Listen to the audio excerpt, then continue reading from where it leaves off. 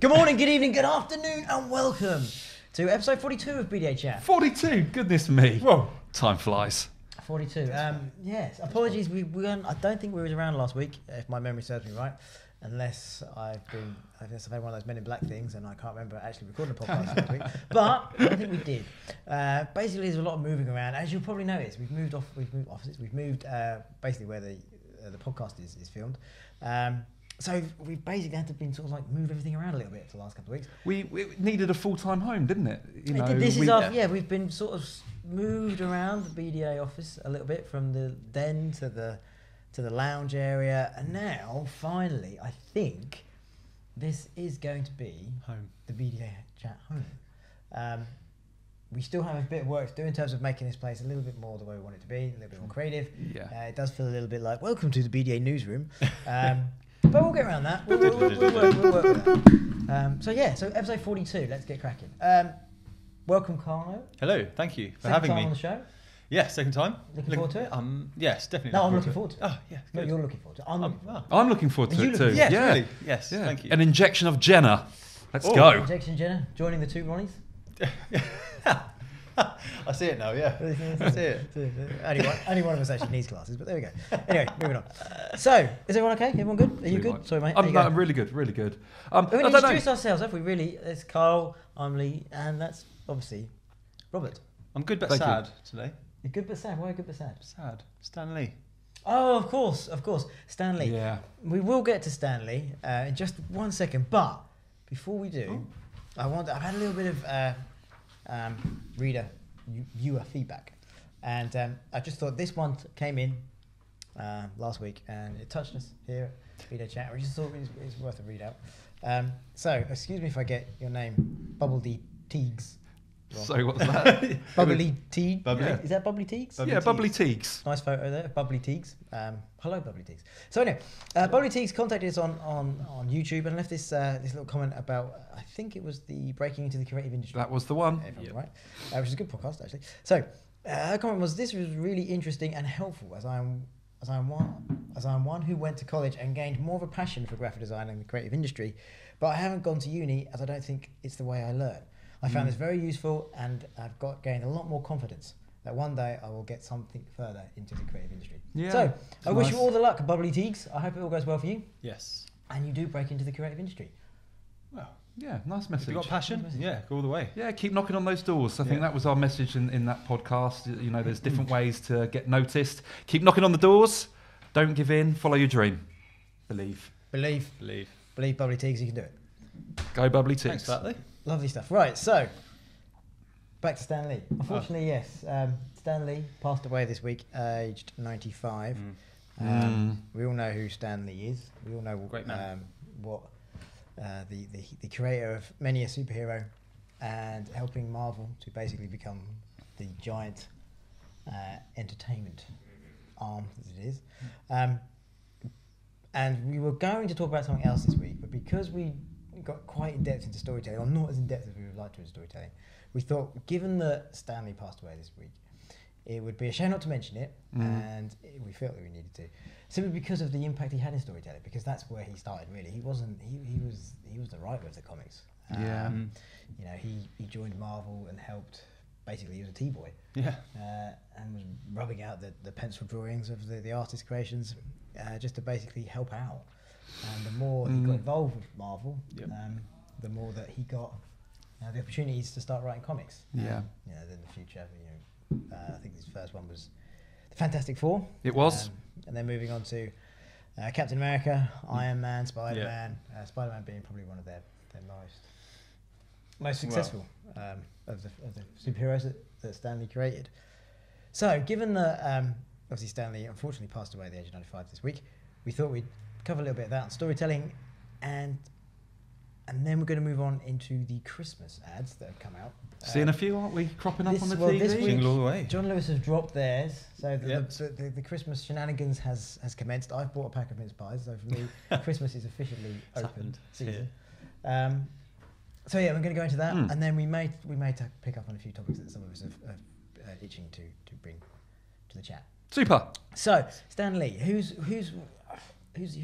where did you get into it, Stanley? Well, I've got to be honest. I know Marvel. You know, you know Marvel. I know Marvel very well. You know Marvel like you know George Lucas. very, very funny in joke there. No, but obviously I know Marvel and the comics and the heroes, etc. But I've never been a massive fan.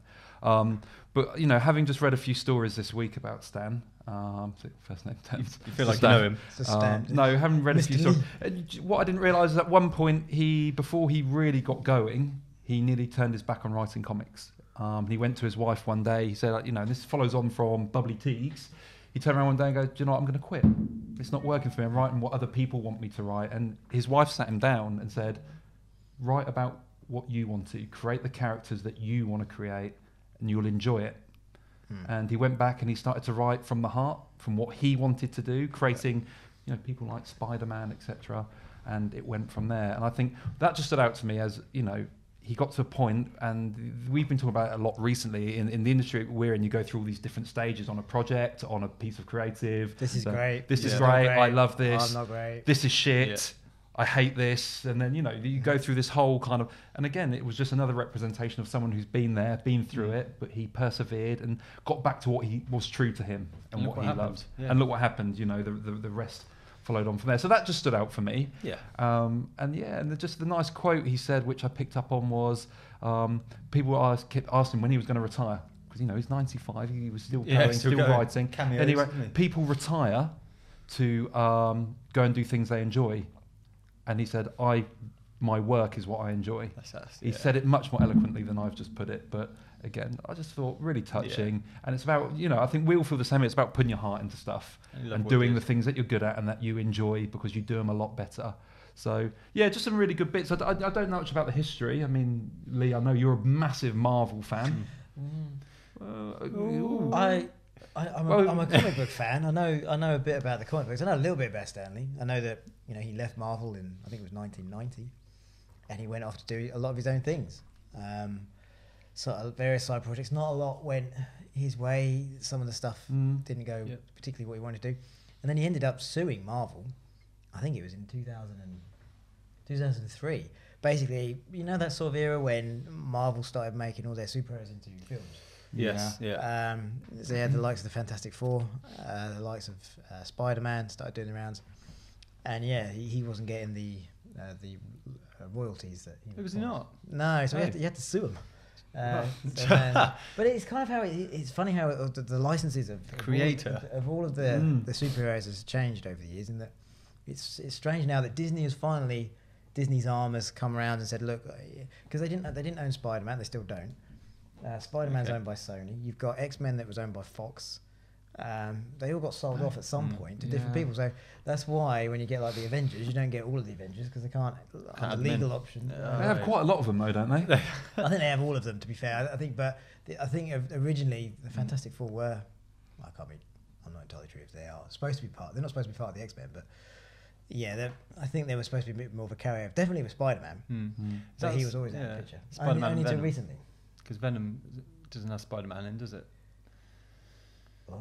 No, the Venom film doesn't have Spider-Man in. No, but then Venom is Spider-Man's arch enemy. Venom came from Spider-Man. So we're getting to the comic book show now. But yeah, it was. And plus, I just realised I was on researching it yesterday or today, and he's put a little farewell. It wasn't a farewell to his fans, but it was just his Stanley Twitter account. Yeah, catch you, I said that. Put up a little video of him talking about his fans and how much he loved it he has for the fans. And when I went to watch it, I did think, surely this is a little bit, I wouldn't say cringeworthy, but you kind of think, well, obviously he's going to say he loves his fans. Why would he not say he's going to love his fans? Yeah. Oh yeah, I love my fans. Yeah. When you actually watch it, I encourage you to go and have a look at it. Okay. Because it is actually, you do think, this is actually coming from the heart. And I think he really did care about. That's why I did all these cameos. That's what you said earlier, that people go to retire to do things they love. He already's doing the things he loves, so why would he retire? So, yes, and then obviously, and then he's been working with, I don't think he's been starring obviously in cameo in all of the Marvel films. He has. Since. My favourite, I don't know if anyone got a favourite? Film or character? Well, Character. Character that Stan Lee created. Thor, for me, I think. Now, has Thor changed since the movies and Chris Hemsworth, who Well, plays he's definitely him? adapted it, more powerful way than a guy wearing a helmet and a hammer. But he definitely brought it The on. local handyman. Yeah. But no, I think he's brought it more to life. But yeah, definitely Thor for me. But there's one that I dislike. Who's that? Spider-Man. Oh, right. The amount of adaptations it's had now, and it's been watered down a lot. And I wouldn't say it's been watered down. now it's probably at its peak, but before that, no, it's just too many for me. Yeah, there are. Spider-Man 2 is, probably still the greatest Spider-Man film there is. Spider-Man 2, that's not normally Not Spider-Man, not Homecoming, not the Andrew So you even muddled up. not the Andrew Garfield era. Yeah, We're talking Tobey Maguire era. Oh, they're the worst. No, Spider-Man 2 is the best. Oh. Homecoming's my new fave, but Yeah. to be fair to you, the treatment that Spider-Man got, the complete retelling of a story that's already been told. Yeah. And that goes back to what we were talking about last week about storytelling. Yes, it's great. Storytelling can do a lot of things. You can make things memorable. You can make things far more engaging, and you've got far more ways of communicating with the audience. But when you get to the likes of Spider-Man, there's only so many times you can spin that web. Oh, he's good, isn't he? He's here all day. And you just get to the point where it's just like, do you know what? I'm webbed out. I'm out of web fluid. So, so Thor for you. You don't like Spider-Man. Robert? For me, I like what Stan Lee did. Real characters with real problems. That's what he actually did in the end. And no one represents that better than one of the X-Men, and that was Wolverine or Logan, his non-X-Men name. Only because there was quite a dark, troubled side to him. Oh, he was, dark. Yeah, and I think when you kind of buy into a character, you sometimes buy into all the good bits, but he had kind of a dark side to his character, a very sketchy past and things like that. And I think, I liked his unpredictability. Yeah, definitely. And his hair was a bit like yours earlier, kind of up all over the place. Big fan, but also the movies change your opinion. So Chris Hemsworth playing Thor, very much seeing that visually, and him bringing him to life, and a lot more humour injected like that. And for me, Iron Man, since Robert Downey Jr. played him, he plays him so well. Yeah. Great humour again there, but he just plays that. Good choice of actor. Yeah, that suave, almost arrogant. Quite like it. Well, I think the reason why certain superheroes work more than others. And there's certain reasons why I think the likes of Spider-Man and Iron Man work more so than the likes of Thor. My favourite. Oh yeah, go on. Okay. Captain America. He's the worst. Used to be He's Spider-Man. got a shield. It used to be Spider-Man. I'm always a big Spider-Man fan. I was Peter Parker. See, I'm more of a Peter Parker fan, but I'll get to that in a second. Okay. It's Captain America. So, but going back to my other point. Marvel really took off, and Spider-Man became their most successful comic, simply because they stopped telling the stories of the superhero, and they started telling this or more of a story of the person behind the superhero. Yeah, so you could resonate with it. So completely making it more relatable. Peter Parker, you've got the he's at school. They're telling the story that the troubles of him trying to grow up, trying to be a superhero, but trying to do his daily his daily things, fancying the help his girl, aunt out, all that sort of thing. Yeah, growing up basically. The growing pains of growing up. Iron Man, you've got that charisma in Tony Stark. You've got the backstory there. Yeah. It's definitely with Wolverine. You've got so much there. Yeah. Plus, some of it was muddled. You didn't really know what was going on. Exactly. So it was the intrigue of why is his past so dark? What's happened to him? I need to know more about this. I'm engaged with this character. I can't really empathise with him because I don't have blades coming out my arms. But we wish we could. But you have hair like him sometimes.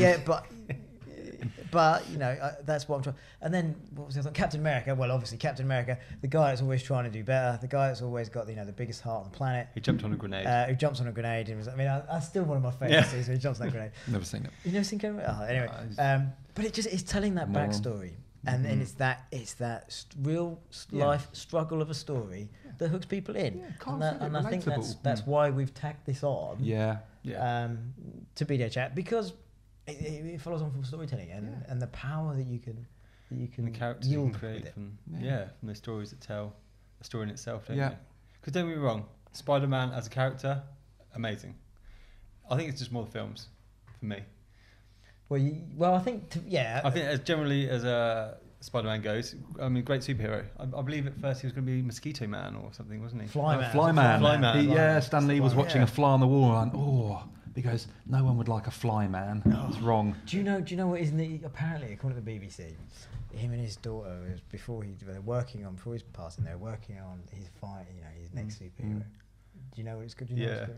No? Do you want me to guess it? It's amazing. It is amazing. Go and have a guess. Raccoon Kid. Oh, that Raccoon Kid. I've gone for that. I don't know about that. Beaver Boy. I don't know. What was his next character going to be? I heard it was Dirt Man. Dirt Man. There's My potential. ideas sound quite good now. The thing is that you might have chuckled at Spider-Man back in the day. Yeah, no, I bet there's a great story behind Dirt Man. Yeah. It's probably part of dirt. Probably filthy. Yes. But yeah, I mean, see where it goes. Yeah, Dirt Man, rock and roll. See where it goes. So storytelling. So Yeah. before we move on, because we've been doing a lot of research into storytelling, I just thought I'd mention a book that we've been reading a lot of recently, called Storynomics. It's written by Robert McKee. It's a great introduction into how to use storytelling within advertising. It would be wrong for me to just go through this and just read out, that'd be boring anyway. So, but maybe there's an avenue there for reading with Lee. Maybe not. Anyway, so there we go. Storynomics, I'll put the link in the description at the bottom, and if you want to go pick that one up, it's definitely worth a read if you're getting into trying to tell storytelling within advertising. Yeah. Moving on to a different type of story then, I guess. So I guess we just need to say rest in peace, Stan Lee. Yeah. And moving on. Wish you all the best. Right. Where are we going? Oh, right. Christmas is fast. Yes, it is. I'm seeing Christmas adverts. And Christmas adverts. Everywhere. In keeping everything with storytelling, we thought we might as well just bring in the Christmas adverts. We wasn't planning to, but seeing as John Lewis would decide to drop the crater of a bomb, or their Christmas bomb this morning. There's John. Their Christmas John. Then we might as well talk about it. So we've basically now got BJ have done a little poll. Well, not poll. We have done an internal poll to see which Christmas ad we think is the best. We'll release the details of that poll as soon as we know more. Someone's putting them together. But so far we've got the John Lewis, the Asda. We've got John Lewis's Elton John. We've got Asda's Bringing Christmas Home. Iceland's Say Hello to the Orangutan, which unfortunately I think has been... It's been banned, but it was in the news today that is now not banned, so we may see it on television in the coming weeks. I think everyone's seen it though, haven't they now? Yeah, I mean, it went viral, well, didn't it? yeah. And the YouTube hits have gone through the roof. Probably what they It's wanted. a whole different story, but yeah, I think we're going to be seeing that one on TV. Okay. It's got everyone talking about Iceland. Sainsbury's the big night. KFC chicken is here. Tesco, however you do Christmas. Marks and Spencer's what makes a Christmas must-haves. And Aldi's Kelvin the carrot. Oh, and a few others. Argos Christmas Fool. Lidl Upgrade Your Christmas. And the wild card Cadbury Secret Santa. So there we go. That is. I think they've come out kind of early. I don't know, has it? I mean, if you're spending like 800 Yeah. grand, £1 million on some of these adverts Maybe, like yeah. they're doing, Fair. it's like we're going to get our money's worth. Plus, they need people to start buying the stuff now. It's in the Now shops. people are Yeah. starting, aren't they? I mean, I'm not personally. I mean, we've got Black Friday, which is a great start. Another thing we could talk about next week. Yeah. But I haven't seen all those adverts, but I have seen a few popping up. I love the Argos one, the Fool. Oh, really? Yeah, because it's like a little kind of Grinchy, little character who's just kind of trying to scup a Christmas. I hated that I one. didn't I get quite it. liked it. No offence, Argos. I didn't get it. I didn't. What's I like some of it. I like the bit where they touch the The lights, I like some of the bits they're trying to tell. trying to be too grinchy. It was a bit. Yeah, a little bit. It was a bit. Yeah. Wasn't the best one for me. But I've only seen a Have you handful. seen- I'm bored of Kevin the Carrot. Feels Christmassy Yeah.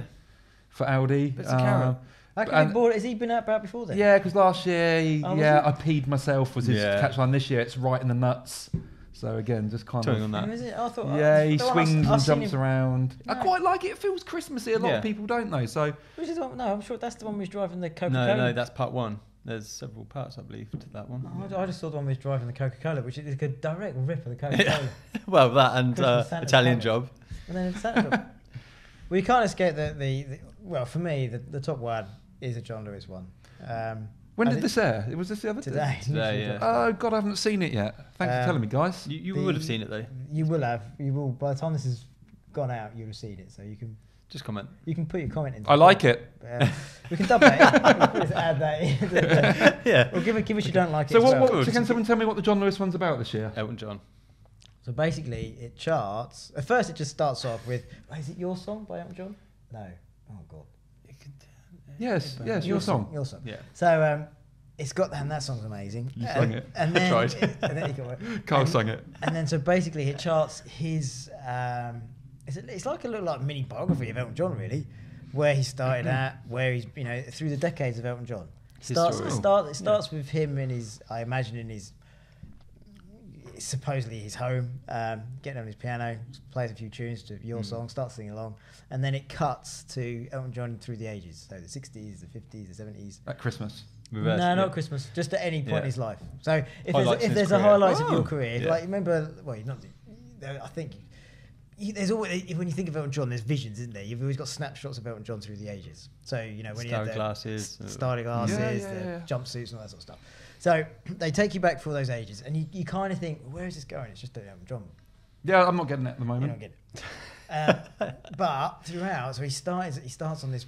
Obviously, he starts the scene on this piano. By the end of it, you realise that it's Christmas morning, and his mum and I think his mum and his nan. Because his nan, I think it's his nan that gave him the. Elton John's mum.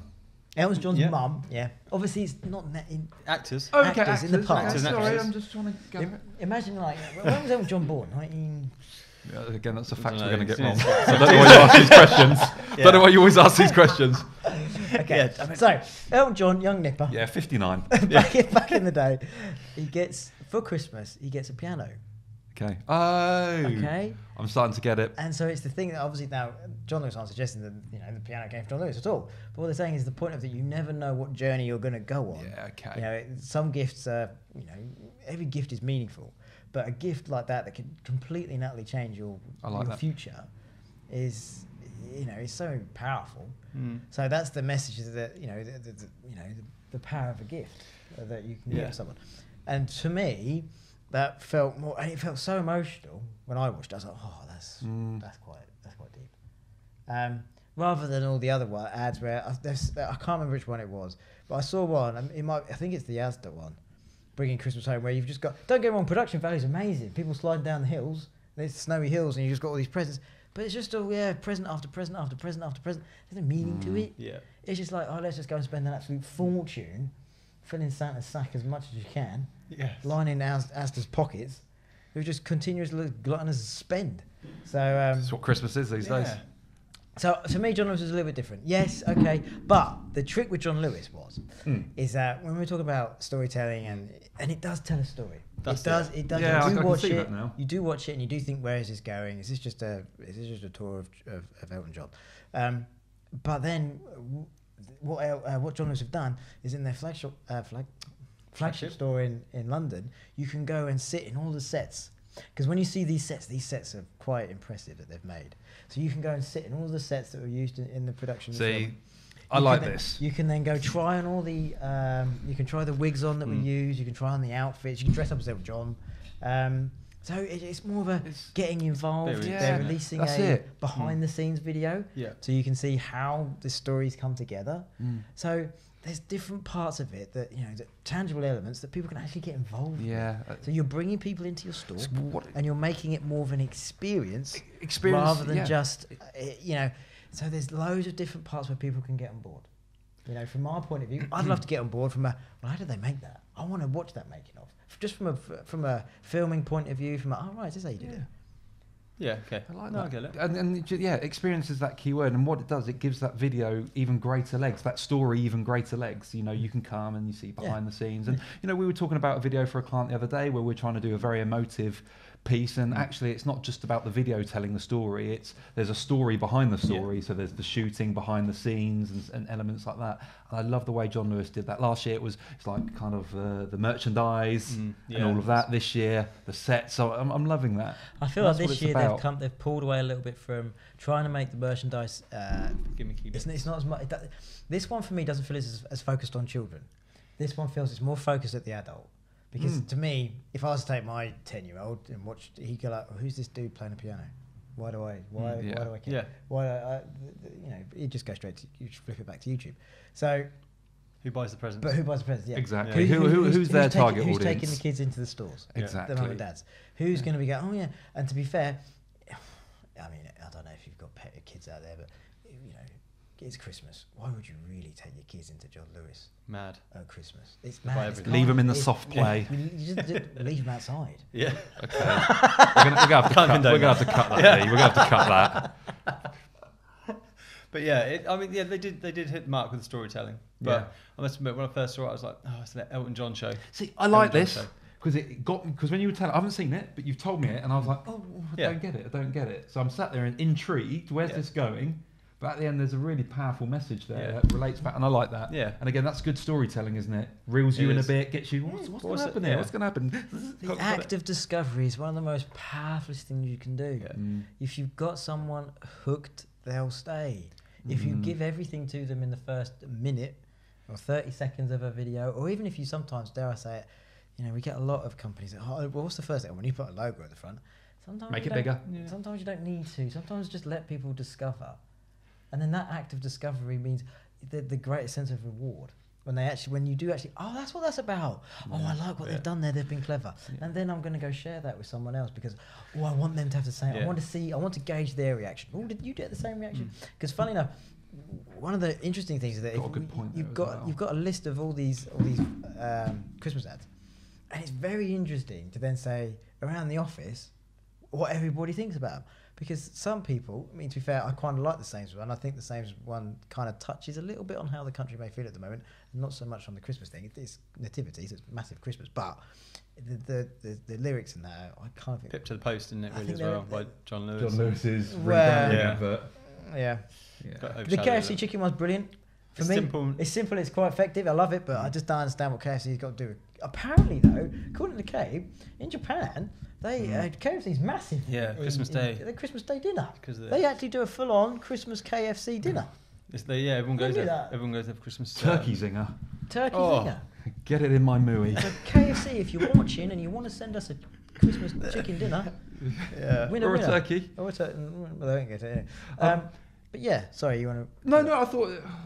You made a really good point. I just lost it. So I'm going to shut up for a second. You made a good point, and my brain just went, oh yeah. I think the point that you got me thinking about is actually we saw for a long time in the marketing that we're asked to do, and in general you see a lot of get the call to action at the top, get it all in at the top, and actually it's shifting. You know, we're seeing it shift a lot. Actually, bring intrigue first. Bring intrigue. Yeah. You know, tell the story, paint the picture, set the scene before you're trying to get that winning moment. Whereas always it was like, get your call to action in the first third of the page. It must be there. So they see it. And for certain products and things, that's probably right. But there's elements and brands out there, services that you can't just go lead with that call to action. And, you know, you need to build that intrigue, build that interest, build that emotional connection, shared values. Yeah. And lead them nicely into, actually, now we've painted all that, here's our promise, come and get involved. I would say with most of these adverts, before you even see the branding, you can almost now guess which one they are. Ooh, we should play that game in the next podcast. From the tone, from the lighting, from maybe some of the typing that comes on. I think some of them I dare I say it, I think some of them become very similar. I think Sainsbury's and Tesco this year are in danger of becoming the same. KFC, obviously, you're going to see a chicken, you think, well, this is, you know... Iceland, I'd never would have watched the beginning of that Iceland video and gone, this is an Iceland video. No. Fair, I think that's half the... No. I still don't believe it.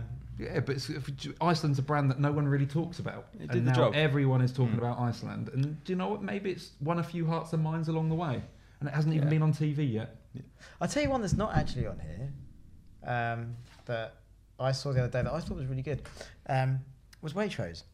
Have you seen the Waitrose one? Is that they've got a couple of two-parters, was it? No, all Waitrose have done is rather than go for the big old, 2.5 minute video, they've done very small 30-second little teasers, and they're really good. And so basically they're saying that you can't wait for Christmas. Everything that you get from John Lewis is so good. So one of those particular scenes is, I think they're at a school nativity, and the announcer steps up and welcomes everybody to the school nativity this year. And just to let you know, parents, that at the end of the play, we've got some, and then she goes on to describe the Waitrose mince pies.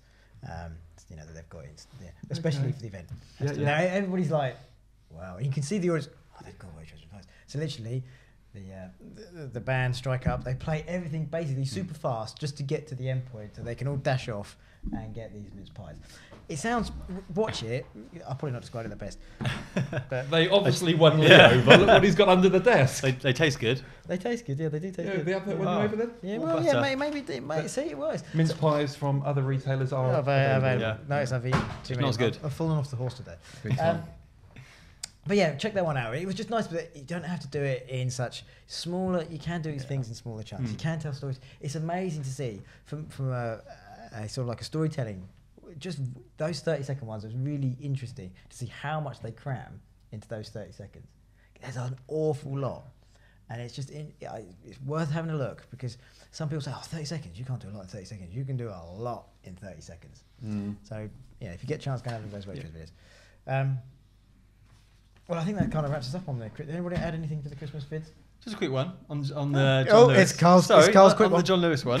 I would say It's a segment, isn't it? because it's the song choice as well. I would say that Yes. that's what grabs you really, and that's what makes it quite emotional. Where if it was like a rock song or something with the same storyline, Yeah. it probably wouldn't hit the heartstrings quite as much. No. So I think you're it's a right. good choice, and they've obviously Elton John. Yeah, everyone knows him really, I suppose, and his songs are well known. Goes But around Darren's house for supper. everyone's had him out for tea. Him and George. But yeah, so obviously that's Oh, That's my Mac. That's no, that's the messages coming. They're probably enjoying this live podcast. But yeah, so I think We that should do it's a live. win-win, wasn't it? Really. Yeah. Yeah. And you're right, But- music. And John Lewis get it right quite often. They've They had do. Lily Allen, etc. You Yeah. know, they've had lots of these, and they get softly the music right. spoken. Yeah, 'cause in sets the fact, tone. It's a different. He's actually had to re-record that, hasn't he? Has he? Well, I must imagine that, because it's not the actual track that's. It's quite slowed down. It's a slower version. That's Got the thing, the slower heartstrings. beat, Yeah, yeah, they probably it's a slow slowed it beat. and slowed it and slowed it and slowed it until everyone started crying. He must have redone it. But I must admit, none of them really have been amazing for me. I wouldn't say they've gone all out. I wouldn't say there's some. You don't think John Lewis have gone all out? Elton well, John. well, you know, he's been in I a think few that's adverts all out. now. He's been in the Snickers advert. Has He's he? Audience, getting tough desperate. audience. Elton John's getting desperate. He's getting in the Snickers Oh, advert. he's got a film coming out and a tour, farewell tour. Yeah, I desperate can see now. why. I can Yeah. see the whole thing. Like, you can just see it's all being tied together. But yeah, so no, yeah, I mean it's a good advert, but none of them really. Do you know what it just Amaze needs? me. The one thing it needs, I think, to make it really, what they should have done is they should have got Ewan in, right? Ewan McGregor. Oh, Now, if Ewan McGregor would have done his version of your song from Mulan, it would have been amazing. There you go, rest my case. We all love the can I have Mulan. some of that, please? You can have some. I didn't Can know I you was a have some? Mulan fan. I'm not. I've got nothing to add to Christmas, Okay. but Well, it's coming soon. I've done you guys a little quiz. Oh, I love a quiz. Lee didn't know this was coming. I kept it on secret. I love a quiz. So because we opened the show and we spoke a little bit about Stanley and characters he's created, superheroes he's created, a number of brands over the years have created characters. Yes. Ooh, okay, that's where it's going. And basically, I'm going to give you the brand and Yep. the character, and you guys have to guess Oh, yeah, when quiz they names. debuted, what year. Debut. And whoever was is closest gets the point out of you two. Dun, dun, dun. Right? A little bit Okay. impromptu, but we're going to go with it. I'm sliding down. I told you. Okay. There's something wrong with the fall. The Michelin Man by Michelin. When did he debut? Oh, that's old. That is old. Because he's on all that old literature Oh, signage he? and stuff. When did he debut? He's got to be. I reckon he's got to be like 40, 50 or something like that. Because Don't. are we saying what year here? Yeah. Yeah. Yeah. Okay. I'm just going to go straight in and say not that old. Well, what's that then? You need to say something. I'm going to go for 88. Yeah, I'll go. So you're going 1988. Yeah. I'll go like 61. Well, I can confirm with you that Lee is the winner, but he shouldn't be proud because both of you are way off.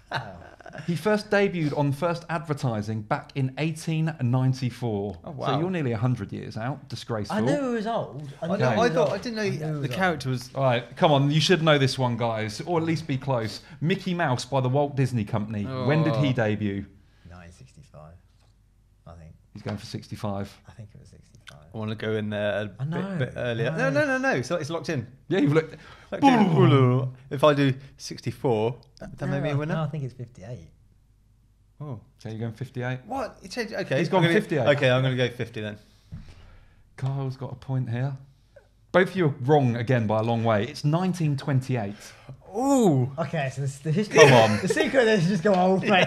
Just, Come on, just guys. go like way back when. All right, here we go. Is that the drawing? Yeah. I've got 2 more. Okay. Is it 2-0 to Kyle? No, 1-0. Oh, 1-0, sorry. But I'll take 2-0.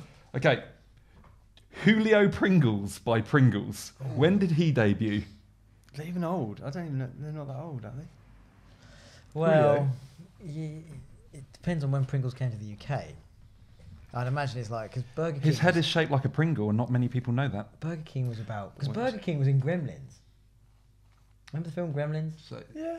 The Burger that was way before Burger King ever came over here. So, and Oh, mate, what are we talking about here? I'm just saying how old things can be. I think we're on the right path. Come on, I need to lock you guys in. Okay. We've got to wrap it up. Okay. 81. Okay. Oh. I'm going to go 92. Guys, this is shocking. Right, okay, he debuted. This guy here, yeah? Oh, that 1968. 68. Okay, last one. If you get this wrong and you're not close to this one, you guys are useless. Okay, are you ready? I thought this was going to be a trick question. Mario by Nintendo. Oh. When did he debut? You've got to be close to this one. You're a gamer. Come on, Lee. Oh, God. When did Here we go. What about Burger King? Oh, no. Because Mario was part of Donkey Kong. And these are factual. This is so correct. Donkey Kong would have, I don't know, 81. Oh. I'm going to have to say If either 81 or 85. 87. Okay, you're both locked in at 81 and 87. I can confirm, and this is an amazing answer. 1981, my friend. I knew we'd get there in the end. So, no, I'm checking that fact. There you go. I think we're going to give Lee the win. He's nailed that last one on the money. You didn't have another one? There's loads more on there, but I You just picked a few. just picked a few. The hardest Lovely ones. stuff. Well, sorry, Carl. Never mind. 1981. You know, you All the can't oldest come ones. in and just win straight away. So, on that note, I think that's us wrapped for another episode of BDAchat, episode 42. Thank 42. you ever so much for tuning in. Please get in touch on our usual social media channels. Think BDA. I think BDA. Sorry, on LinkedIn, Twitter. We're not on Facebook, but we are on Instagram And YouTube. and on YouTube, of course. Which is really, please leave a comment as earlier and get in touch. It's always nice to get feedback. It's always great to get involved. So, that's us done. Mince pie time. Mince pie time. Thanks very much for tuning in. Until episode 43, this is episode 42, saying goodbye. Goodbye.